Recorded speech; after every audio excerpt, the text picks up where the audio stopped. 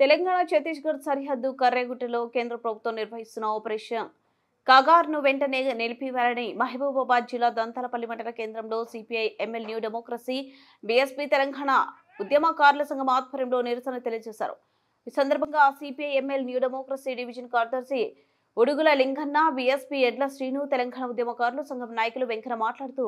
మావోయిస్టులు శాంతి చర్చలకు సిద్ధమని పదే పదే ప్రకటిస్తున్నప్పటికీ కేంద్ర పోలీసు బలగాలతో బాంబులతో దాడులు నిర్వహించడం సరైనది కాదన్నారు.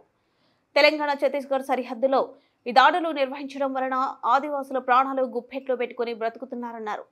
కర్రేగుట్టలో కేంద్ర ప్రభుత్వం ఏకపక్ష దాడులు వెంటనే ఆపివేసి అరెస్ట్ చేసిన ఆదివాసులను విడుదల చేయాలని డిమాండ్ చేశారు. నక్సలైట్ల పేరుతో మధ్య భారతదేశంలో ఆదివాసులపై ఒక కారణంగా చిన్నపిల్లలు వృద్ధులు అడకుండా అలా కాల్పులు చేస్తూ చంపుతూ ఈ మధ్యన మన తెలంగాణ బార్డర్లో ఉన్నటువంటి ఛత్తీస్గఢ్ వచ్చే బార్డర్లో ఉన్నటువంటి కర్రేగుట్ట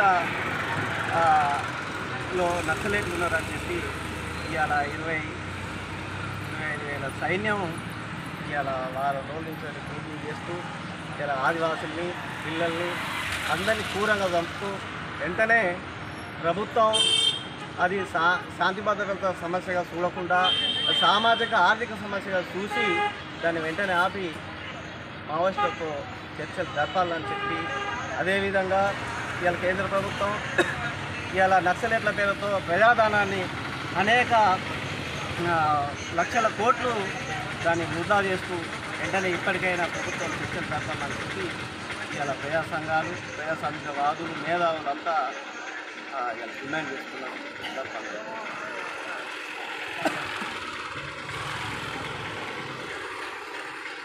మాకు